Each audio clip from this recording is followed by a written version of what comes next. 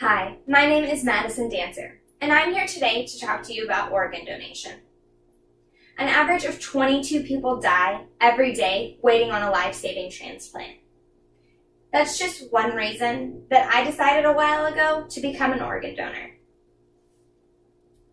One donor can potentially save up to 8 lives.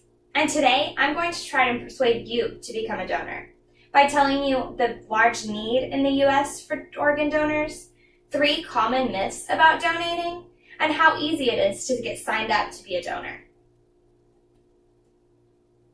Not many people know how important the act of registering to become a donor is, and that's why there's such a large need for donors. Now let's talk about why.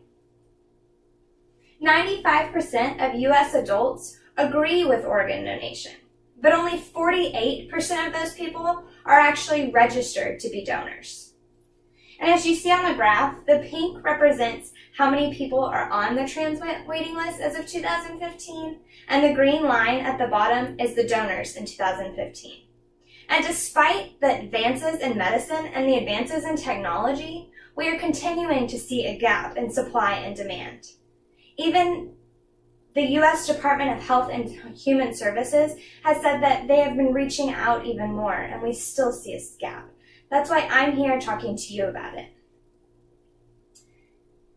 117,645 was the exact number on June 21st of people waiting for a life-saving transplant, according to the U.S. Department of Health and Human Services. Now, donating might scare you. Let's talk about 3 common myths that people associate with donating. The first myth is, I don't think my religion agrees with organ donating. Well, I'm going to refute that by saying most major religious groups in the U.S. agree with organ donating.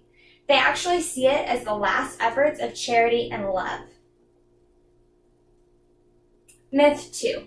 I have a medical condition and I can't donate my organs. Well, hold on there, because just registering doesn't mean your organs are getting donated. They decide when the transplant team comes in after you have been pronounced brain dead if your organs can be donated or not.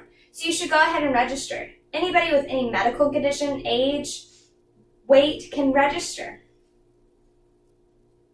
And myth 3.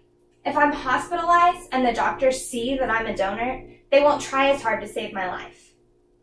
Now, I hope that's not true, because most medical professionals will tell you the number one priority when you are admitted into a hospital is your life and your safety. And not until you are pronounced brain dead will the transplant team come to see if your organs are viable to donate. Now we know that there is a huge need for organ donors and 3 common myths about donating. Let's talk about how easy it is to be registered to become an organ donor. The first step is to make the decision. This process is very personal, and I encourage each and every one of you to do further research and ask further questions after my presentation. The next thing you need to do is register. You can register online by going to donatelife.net and going to your state and selecting to register in your state. Or you can go to your local DMV. You'll just need a state ID or a driver's license to be an organ donor. And last but not least, share your decision with your family. This is very important because when the time comes, they can not only help the doctors, but support your wishes in becoming an organ donor. Now, I hope I've persuaded you today to go home and register to become an organ donor by telling you the need for donors, 3 common myths about donating, and how easy it is to register. Now let's see you potentially save 8 lives.